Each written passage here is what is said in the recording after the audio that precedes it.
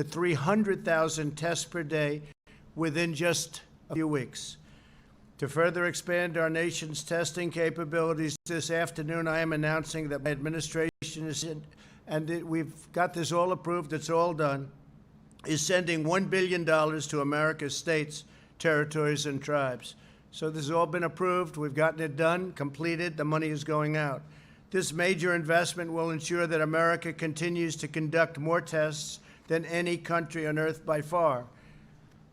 I said from the beginning that the federal government would back up the states and help them build their testing capability and capacities, and that's exactly what's happened.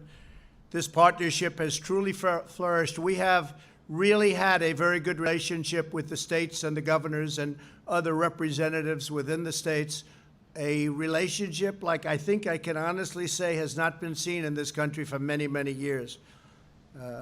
The governors and us are working together very closely, not only on testing, but on ventilators, where we have a capacity that's, at this point, virtually unlimited. And we're sending ventilators, as you probably heard, from other countries. We're sending many, many thousands of ventilators to other countries because they're in tremendous need. And I think building up a lot of goodwill, but much more importantly than that, we're saving a lot of lives. Most states are now doing a great job. My administration located 5,000 machines in 700 labs across all 50 states, and governors have learned how to maximize these testing resources. The federal government is also supporting states with vital supplies, quick approvals of new tests, and one-on-one coaching from the team here at the White House on how to increase capacity and increase it very quickly. In recent weeks, we've held multiple conference calls with every state, as well as with D.C. and Puerto Rico.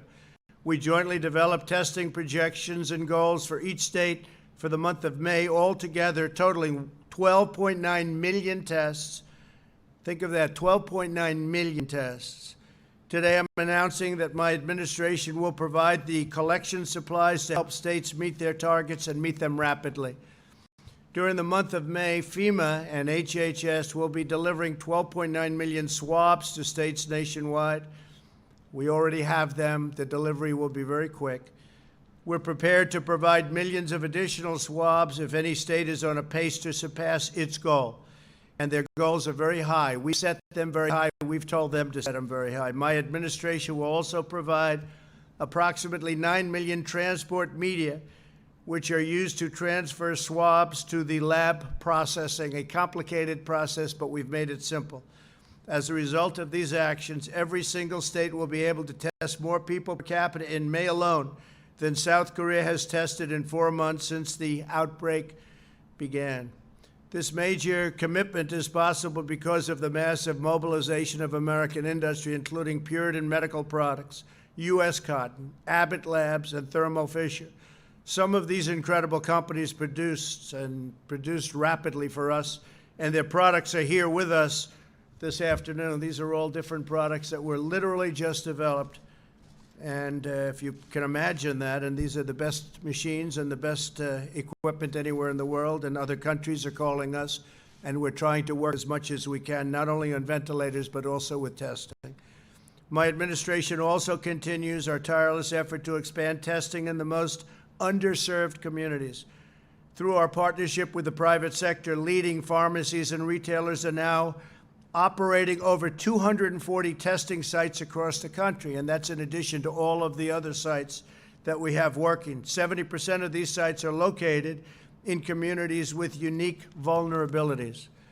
There will be more than 300 sites by the end of this week, and retailers are making plans to open up hundreds and hundreds more locations within the next 30 days. These additional sites are helping us ensure access to testing in every community.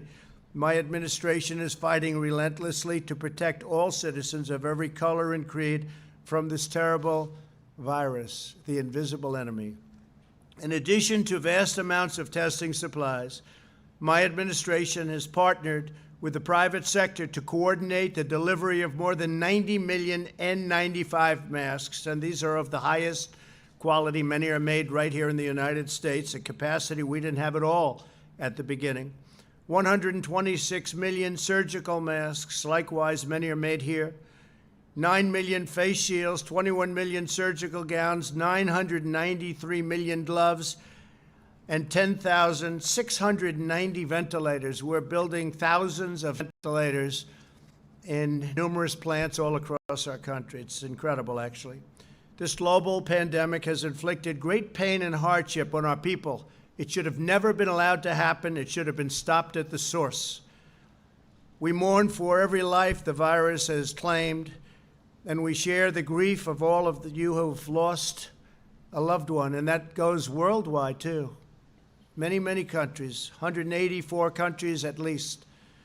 Thanks to the courage of our citizens and our aggressive strategy, hundreds of thousands of lives have been saved. And we have saved, and if you look at on a per 100,000 basis, we're at the best part of the pack, right on the bottom. Germany and us are leading the world. Germany and the United States are leading the world. Lives saved per 100,000. In every generation, through every challenge and hardship and danger, America has risen to the task. We have met the moment, and we have prevailed. Americans do whatever it takes to find solutions, pioneer breakthroughs, and harness the energies we need to achieve a total victory. Day after day, we're making tremendous strides with the dedication of our doctors and nurses. These are incredible people. These are brave people. These are warriors. With the devotion of our manufacturing workers, food suppliers, and lab technicians, and with the profound patriotism of the American people, we will defeat this horrible enemy. We will revive our economy, and we will transition into greatness. That's a phrase you're going to hear a lot because that's what's going to happen. We're going into the third quarter, and we're going to do well. In the fourth quarter, we're going to do very good, and next year I think we're going to have one of the best years we've ever had because there's a tremendous pent-up demand.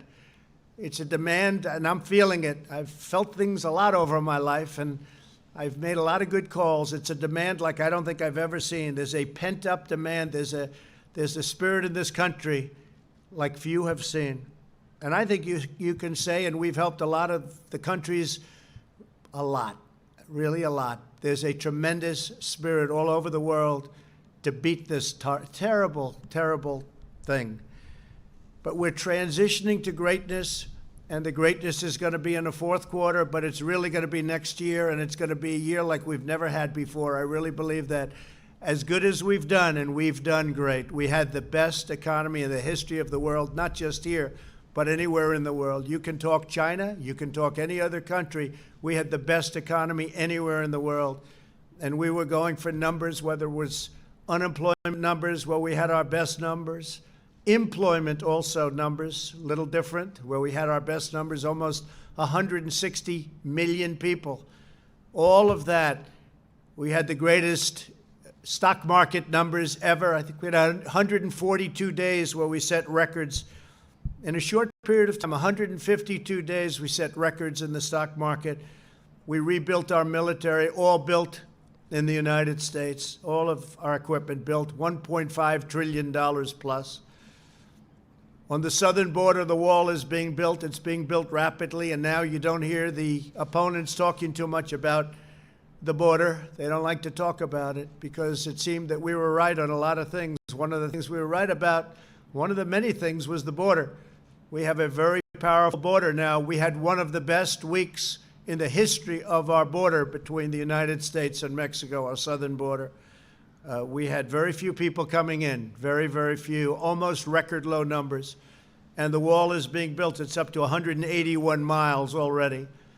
It's being built rapidly. People don't talk about it anymore because it's very successful. And the area where the wall has built, that is a lot still, but we want to be up to 450 by a very short period of time. Early next year, we should be up to 450, and very shortly after that, over 500 miles to be completed. But it's had a tremendous impact. But again, we've had the best numbers. The last thing we want now with this pandemic is for people to come across our southern border. And again, we're doing record numbers, meaning record low numbers. So I just want to thank everybody, and I want to introduce Admiral Guar. If you could, please come up, and Brad, if you would, Brad Smith. and they're going to do a little explaining as to what we've done with regard to testing and how successful it's been. And then we'll take some questions after that. Thank you very much. Well, thank you, Mr. President, for your leadership and for your high expectations that really made this all come together, and for the uniform support of everyone in the White House and the administration. And thank you, Secretary Azar, for providing his leadership at HHS and allowing both Brad and I the opportunity to work on this project. I think it's clear that America does lead the world in testing. I'll go through some of the charts that show that we lead quantitatively. I will also suggest that we lead in the diversity of tests, which are very important to establish the testing ecosystem to keep America safe. And clearly, as we've said multiple times, no one beats America when it comes to quality. So let's start potentially with the next slide. This may be hard to see, but if you look at the line on top, that's the total numbers of tests done by the United States. No other country in the world comes close to the total numbers. Again, as the President has said, today we will top over 9 million tests. And if you look at per capita, everyone talks about South Korea being the standard. Today, we will have done more than twice the per capita rate of testing that was accomplished in South Korea. No matter how you look at it, America is leading the world in testing, and how did we get there? Let's look at the next slide. Next slide, please. A very important component of how we came to this point was the authorization by the FDA, under the leadership of our secretary, of many different diagnostic tests, of diagnostic devices, and now of serology tests. So you've heard a lot about the different testing, and you see some of the machines up here. Most of the diagnostic tests, all but one, rely on the amplification of the viral RNA, the viral genetic material. And we've talked to you about the diversity of tests. They're very high throughput tests that are done at big reference labs like LabCorp and Quest. But very importantly, there are also tests, and you heard us talk about Cepheid, delivering over 2 million tests, vitally important to rural Americas and to places that do not have very large infrastructure. You've also seen the Abbott test we've talked about. There it is on the left of the president, delivering about 1.4 million tests as a point of care test. You get the result within 5 to 15 minutes, and we have deployed over 235,000 of these tests to the state public health laboratories in every state of this country to make sure that that point of care testing capability is there to research outbreaks like in nursing homes or in certain industrial capacities, and well over 90,000 to the Indian Health Service so they could test at a point of care in remote locations. The President also talked about a new first-in-class test. It's listed there as an antigen-based test. This is very important, and you've heard Ambassador Birx talk about this multiple times, because antigen testing, although complex, is much less complex than the nucleic acid testing that we've had. Quidel had this authorized by the FDA, and as the President said, we'll soon be making over 300,000 tests per day. Do the math. That's 9 million point-of-care tests that we will have every month in just a few weeks. It will clearly add to, and to a certain degree, transform our landscape. What you don't see up here is the important work the FDA did. I'm a swab guy now. I'm very interested in swabs. In order to make all these tests work, you have to show that a certain swab made of a certain material, performed in a certain way, delivers a highly accurate result. And what you're seeing up here is some of the fruits of that labor. Without the authorizations of, for example, the foam nasal swab, we would be blowing through PPE all across the country because of the need for full PPE just to take a test. That has really been changed by this diverse authorization, and a recent authorization allows the great manufacturer, U.S. Cotton, to join our foundational industry of Puritan. Next slide. Last week we did over 1.9 million tests, and that number is growing. And again, as the President said, and Brad will talk about, our states aspire to do well over 12 million tests over the next 4 weeks. You see the graph growing. What you also see, very importantly, is that little orange bar on the bottom is the cumulative number of positives. our percent positives are going down, and that's what we want to see. In fact, in 31 states as of last night, the positivity rate is less than 10%, which is not a litmus test, but is a good idea that we're doing plenty enough testing that we can enter phase 1 for careful reopening. I also want to take the opportunity to say this doesn't happen by accident. I'm seeing everyone in the audience here, and I'm so pleased that they can be here. People sitting in the front have been working literally 18 to 20 hours a day, every single day of the week, for at least the past 2 months.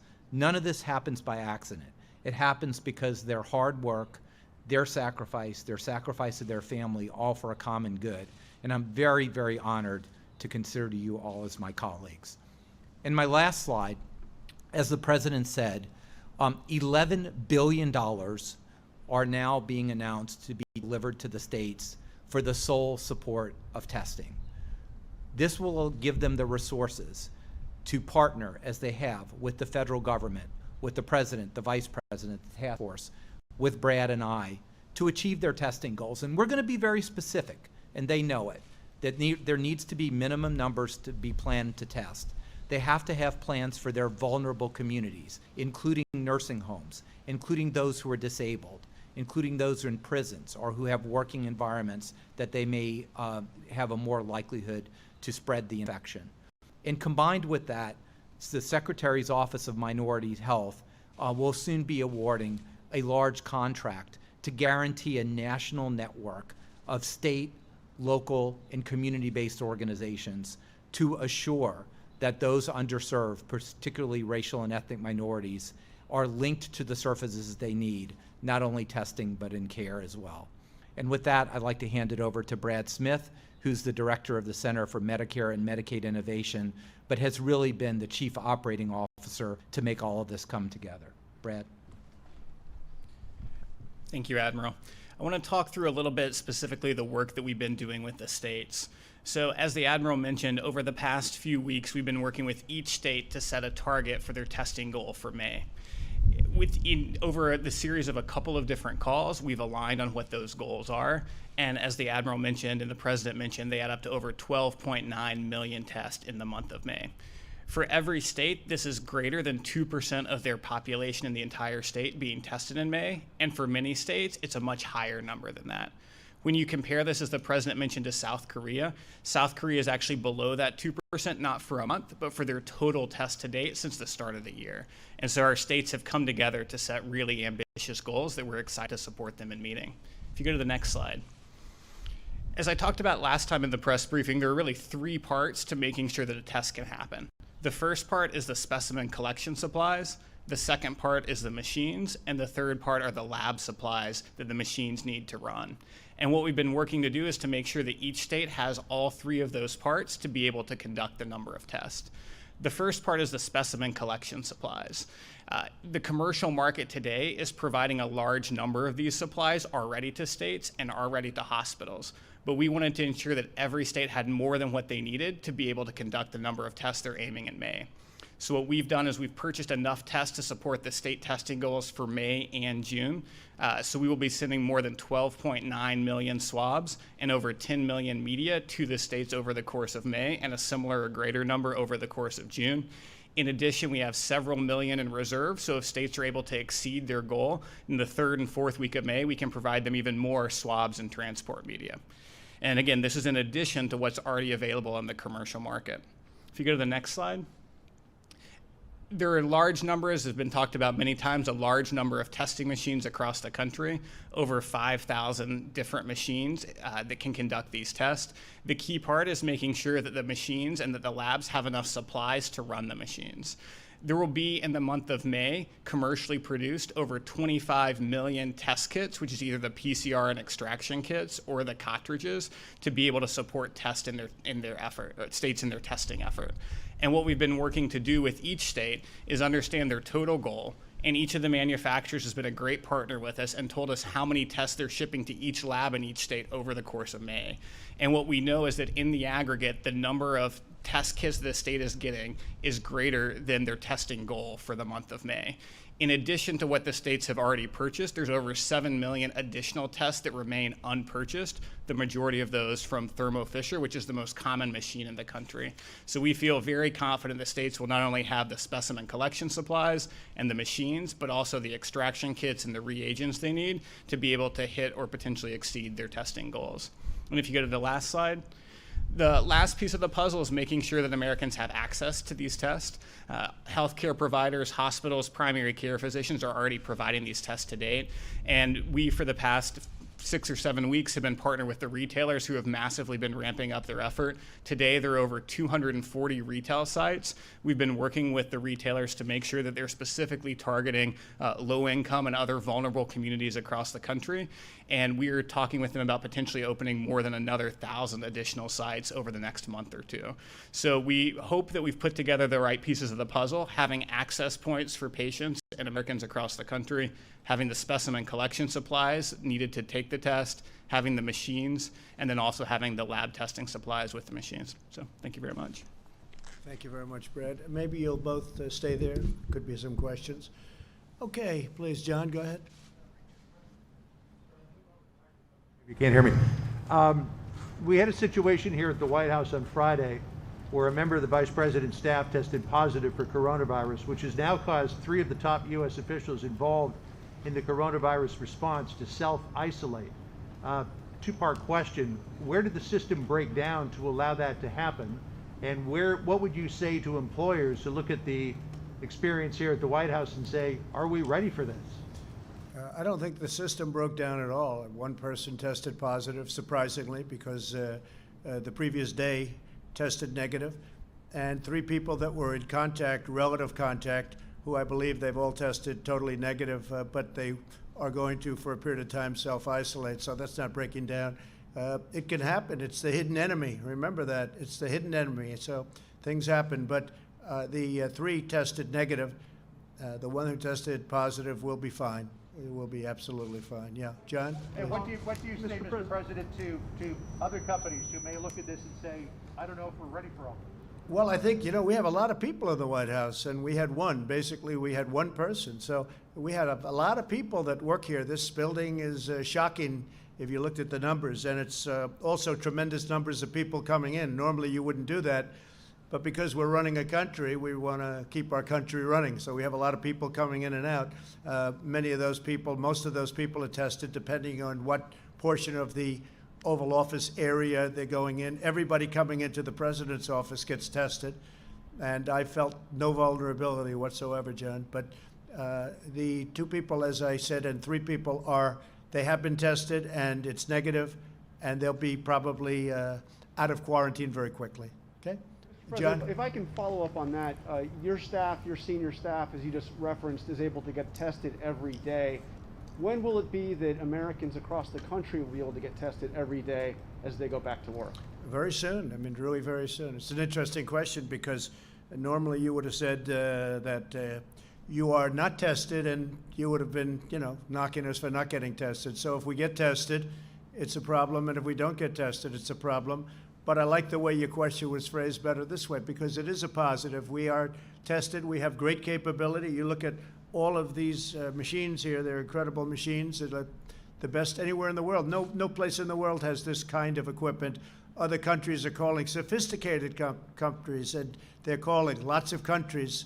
And we're trying to make as much as we can available to them, because there's nothing like what we've been able to do in literally a couple of months. What they've been able to do, the private sector, how they got it done. This is a 5 to 15 minute test, as an example, the Abbott Laboratories test. These tests are highly sophisticated, very quick, very good.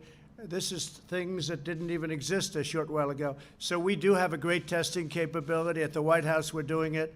And I think, generally speaking, we had a call with the governors the other day. Generally speaking, without exception, they were all extremely happy with what's going on with respect to their testing. Okay? But should people be told to go back to work until they have that assurance that they and their co-workers are able to get a test, which we're still not there? We're leaving that up to the governors, as you know, and if we see something wrong, we'll call them out and we'll stop it.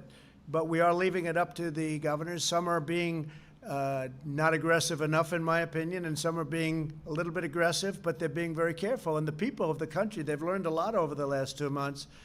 They've learned about social distancing and washing your hands and other things that we've all learned and talked about.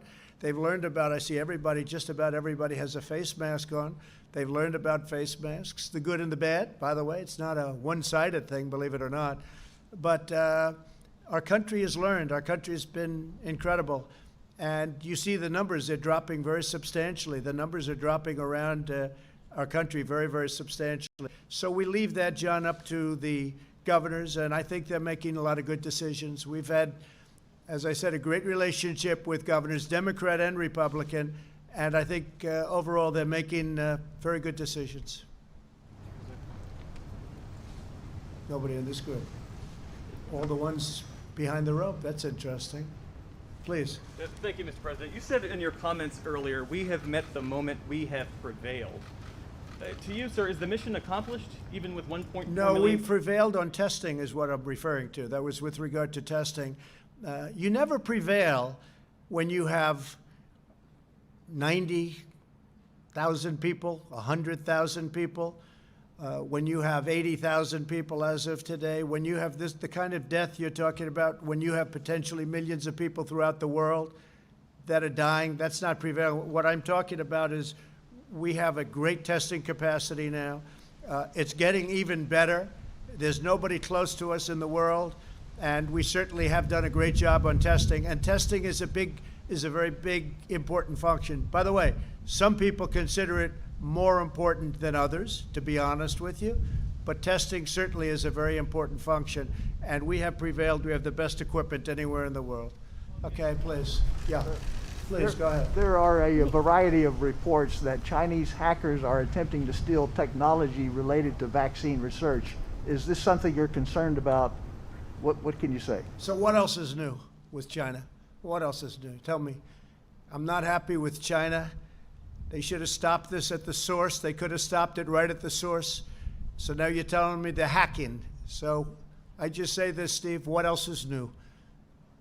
We're watching it very closely. If I could follow up, sir, the South China Morning Post, the Beijing newspaper, says that China would like to reopen negotiations on the trade deal to make the terms more favorable to them. Is this something you'd be interested in doing? No, not at all. Not even a little bit, no. I'm not interested. We signed a deal.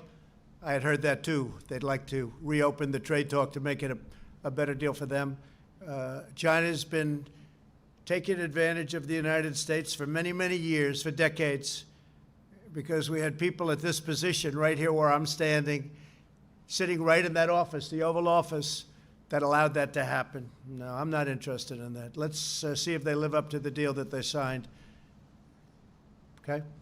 Please, go ahead. Mr. President, what are your thoughts about a second round of direct payments to Americans that's included in the House Democratic bill? Well, we're talking about that with a lot of different people. I want to see a payroll tax cut. I want to see various things that we want. I want the workers to be taken care of. But we are talking about that. We're negotiating with the Democrats. We'll see what happens.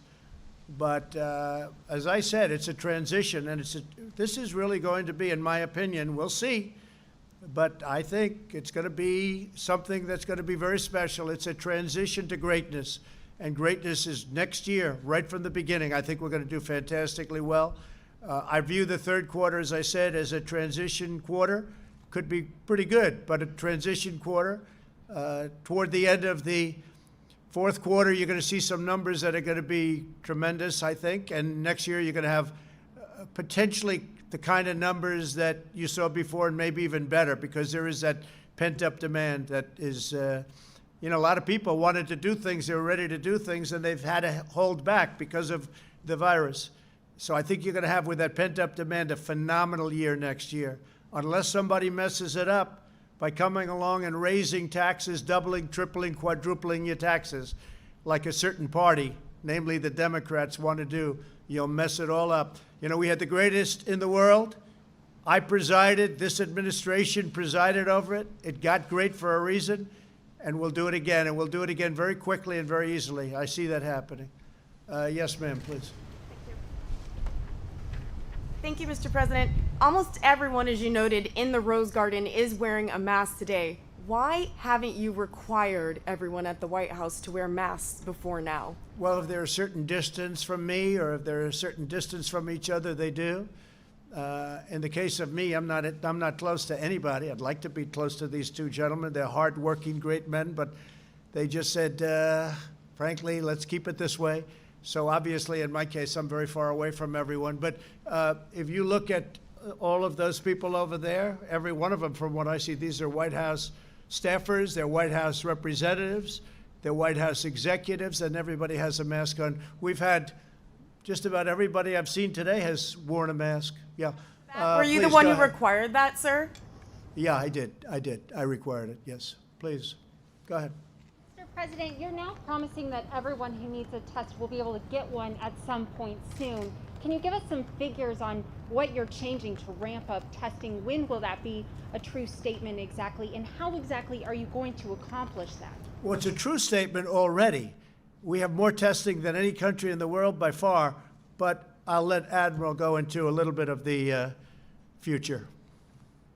When you look at the testing numbers that we worked with collaboratively with the state leadership, it's not just with the governor, but the state health officers, the state epidemiologists, the public health labs. It's really a combination of testing those who need something for diagnosis, diagnostic testing, tracing, so testing those who have been around the people with a diagnosis. But the largest fraction of that is really moving into surveillance, that is testing those who are asymptomatic. And when you do the numbers, this amount of testing on a state-to-state basis really is in the range that we need to accomplish all of that, certainly within the range that we need.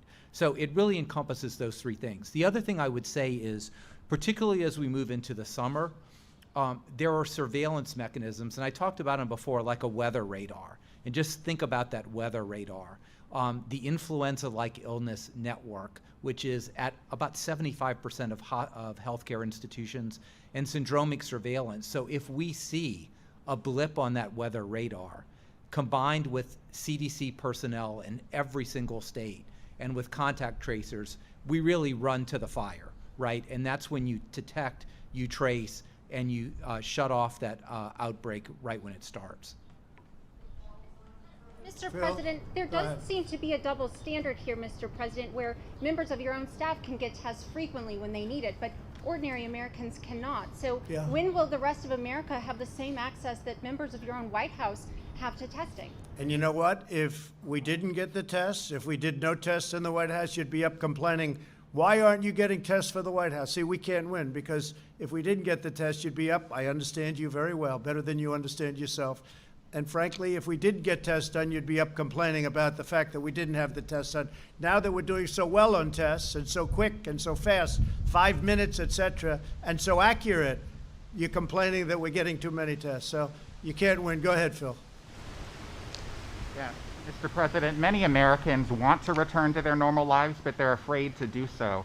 How can you ensure Americans that it's safe to go to their own workplaces when the most secure workplace in the country, the White House, cannot contain the spread of the coronavirus? It's infected some of your own staff. Well, when you say some, so we have a person, and the person got something happened right after a test was done. 3 other people met that person, came into relative contact, very little contact, and they're self-quarantining. That is not exactly not controlling it. I think we've controlled it very well. We have hundreds and hundreds of people a day pouring into the White House. It's a massive office complex, including the very large building right behind us that you know so well. So I think we're really doing a very good job in watching it, and I think it's very well contained, actually. And part of the reason it is because of all the tests we're able to give. But it was one person, and the other people were only people. They're quarantined. You understand this, Phil. They're quarantined for a specific reason. The reason is they were in the general proximity of the one person.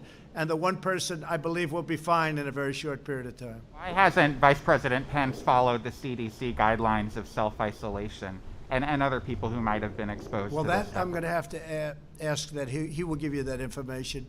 Whatever he is proceeding and doing, he will give you that information. I'll make sure that they put out a notice. John, go ahead, please.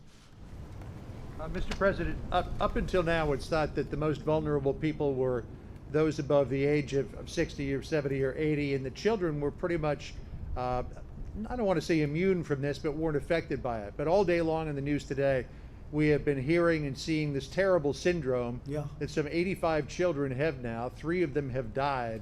What is the task force talking about in terms of that, and what could be done about it? We're seeing that all over the world now with young children. Very, very tiny percentage, but it's still, it's the swelling and the skin rash.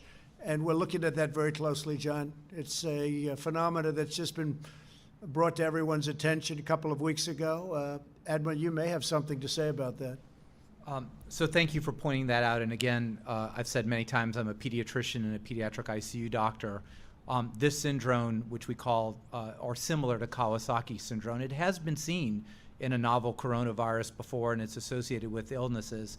So we have a very strong activation on this. We do know treatments for this, but the CDC is interacting actively with the Pediatric Intensive Care Unit network to create case definitions and to understand how this is going and if there are predispositions. The National Heart, Lung, and Blood Institute, I spoke to Dr. Gary Gibbons, who directs that, who is advancing many research projects based on that. The ASPR, the Assistant Secretary for Preparedness and Response, has a team out in several areas looking at if there are any special treatments. We know what the basic treatment is, but this is a little bit different than we normally see. So there really is an activation among all the branches within HHS, working with networks at children's hospitals and ICU nets. It is a small percentage, but it is quite frightening. And this reflects the fact that this virus affects the vasculature. We see clotting, we see strokes.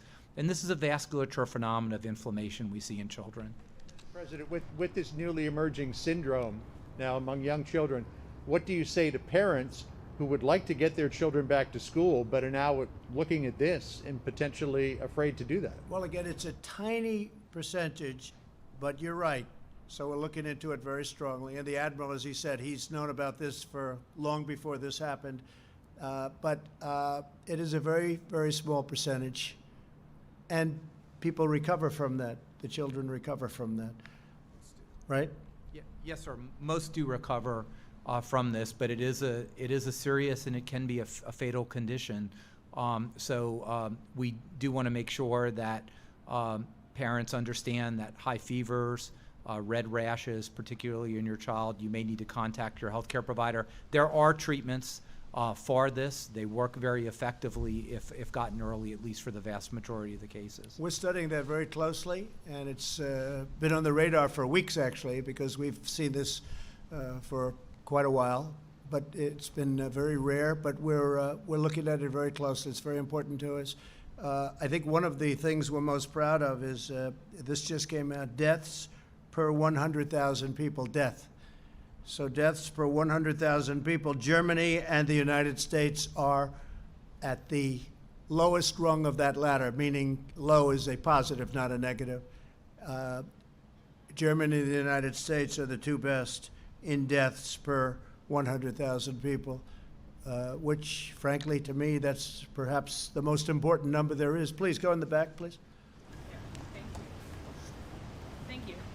Thank you, Mr. President. I have two questions, one on the Ahmaud Arbery case and one on the coronavirus. The first on the coronavirus, the vice president is said to be in some sort of self-isolating, keeping his distance from people. What do you say to Americans who say, how can you keep me safe? How can you reopen the government if even the vice president is self-isolating? And why hasn't testing gotten up to the point where every American who wants a test can get a test?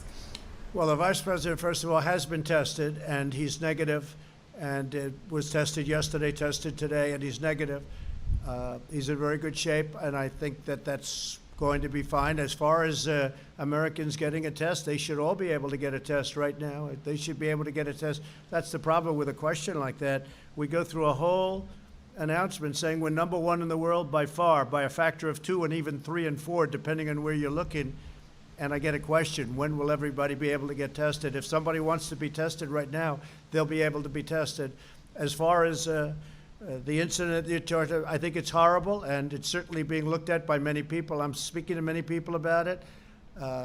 he looked, I saw the picture of him in his tuxedo. It was so beautiful. I mean, he looks like a wonderful young guy.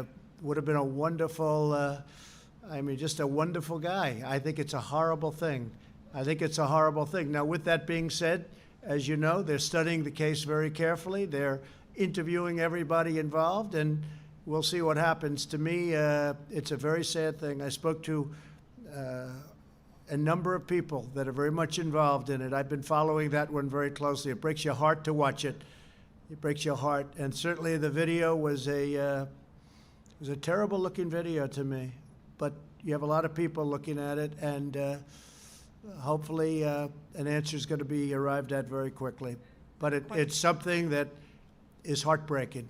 Specific question about the case, if I could ask it.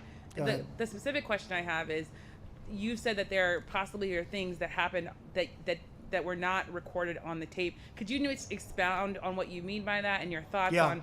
Well, I saw the tape, and when they moved left, I don't believe, when they moved left outside of the tape, nobody saw what was going on. Nobody saw it.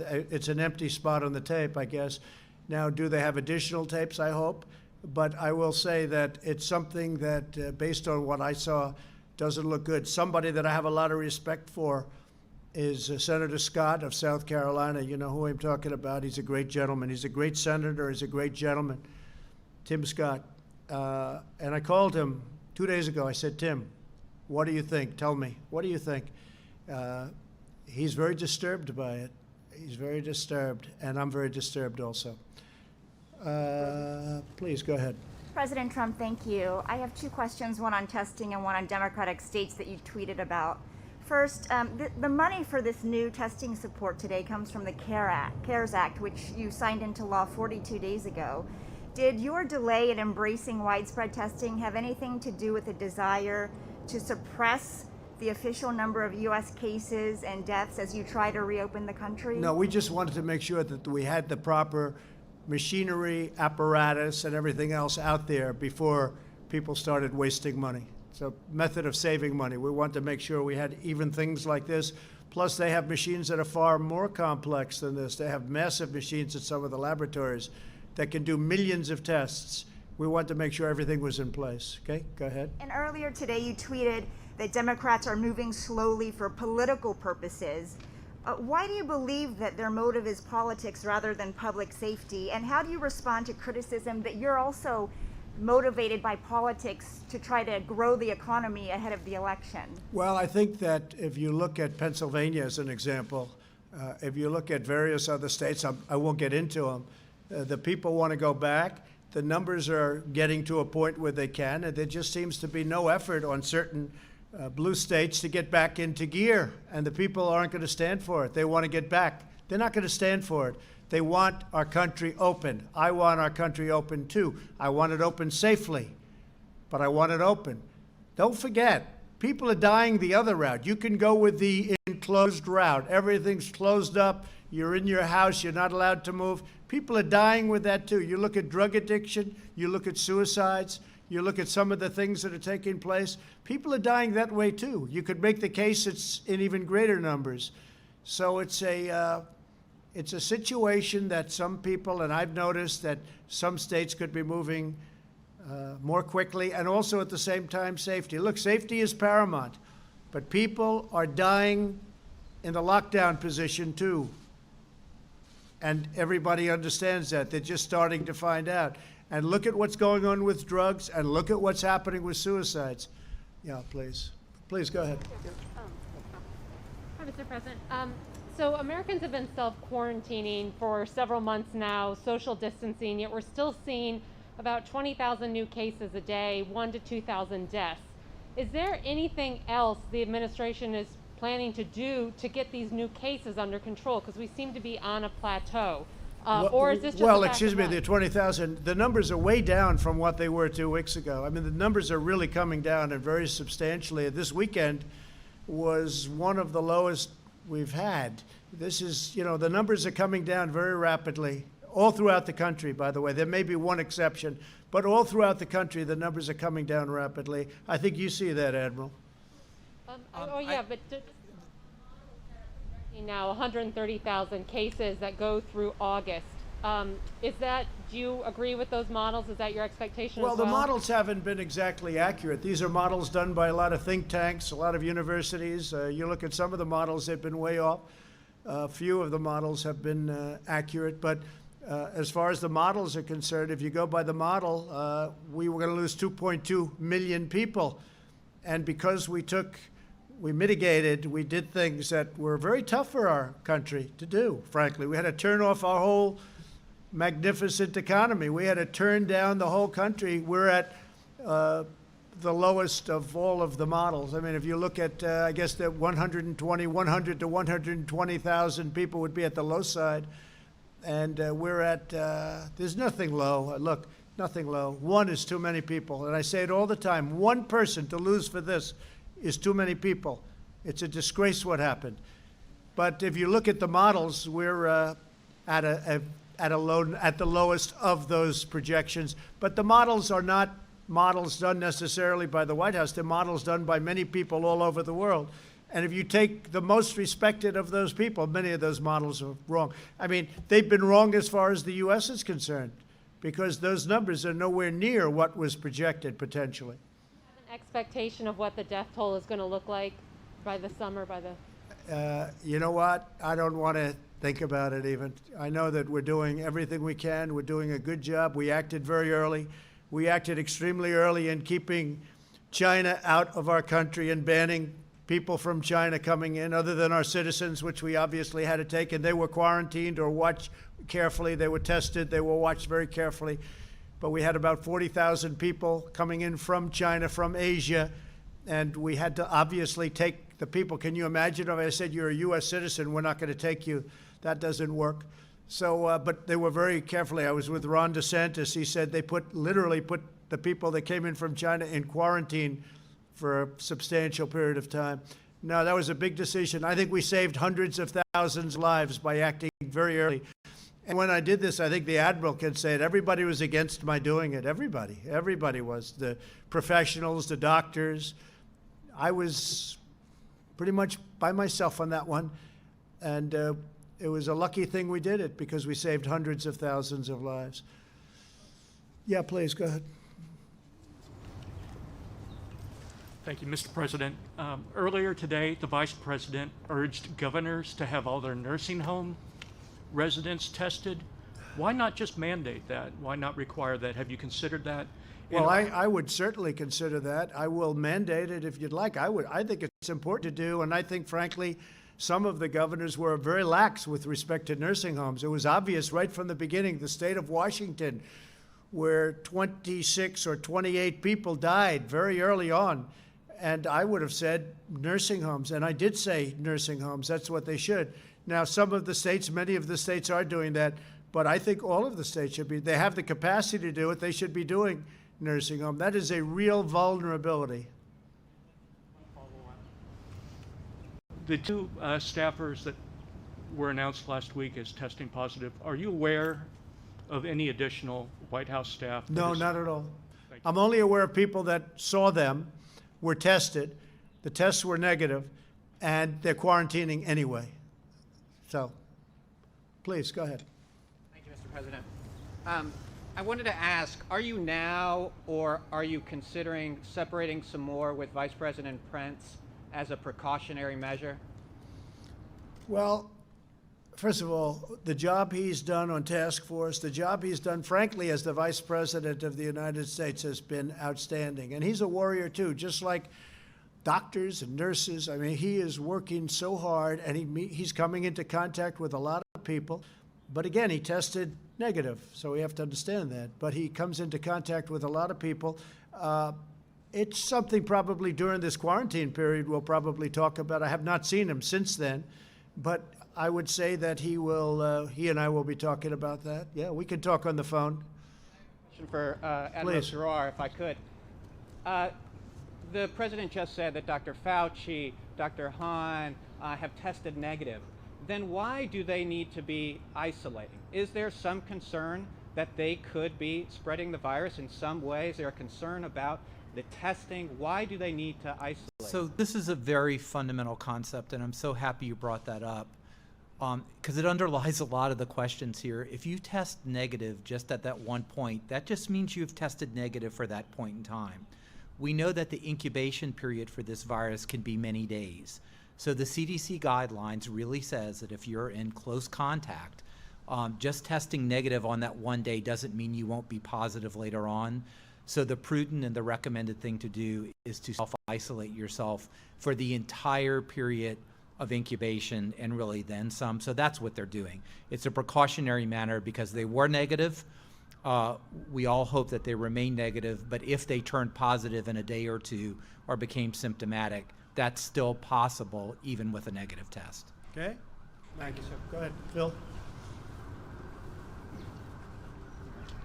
Mr. President, in one of your Mother's Day tweets, you appear to accuse President Obama of the biggest political crime in American history by far. Those were your words.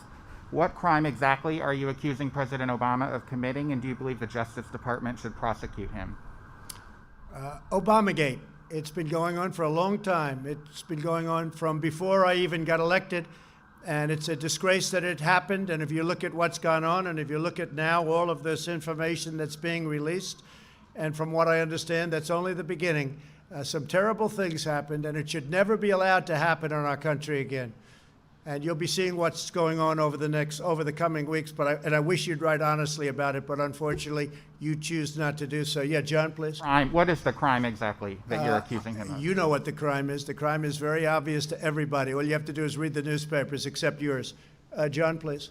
Yeah, Mr. President, if I can just get a clarification on the testing. We've seen clearly that the numbers of tests have gone up. There have been some advancements in testing. But you've said twice here today that every American who wants a test can get a test. Yes. That's not the case. 1.9 million tests per day is far short of every American that wants a test to be able to get a test. Well, I'm going to have the Admiral, but I will say just from listening and hearing like you do, we all do, not everybody should get a test because they have to have certain things, and they're going to know when they're not feeling right. Those are the people that will be getting the test. But Admiral, I'll let you take it from there, please. So everybody who needs a test can get a test. We have plenty of tests for that. Right now in America, anybody who needs a test can get a test in America with the numbers we have. If you are symptomatic with a respiratory illness, that is an indication for a test, and you can get a test. If you need to be contact traced, you can get a test. And we hope, and not hope, we are starting to have asymptomatic surveillance, which is very important. Again, that's over 3 million tests per week. That is sufficient for everyone who needs a test, symptomatic, contact tracing, and to our best projections, the asymptomatic kind of surveillance we need to get that. And that's the way it is. And remember, I work at HHS. I work there every day. I don't get tested every day. I get monitored for my symptoms. Am I febrile? Do I have any other symptoms? I wear a mask when I go in. That's a safe work environment for the environment we have. If I became symptomatic, I would get a test, and if it were positive, I would isolate, and there'd be contact tracing to stop that just the way it was done here. If I'm not symptomatic, I do the precautions, and everyone is recommended in phase 1, and that's the essence of safely opening America. And John, the numbers are coming way down, and they're coming down rapidly. That's a beautiful thing to see, and that's pretty much universally all across the country. They're coming down very rapidly, so very important. Please, go ahead.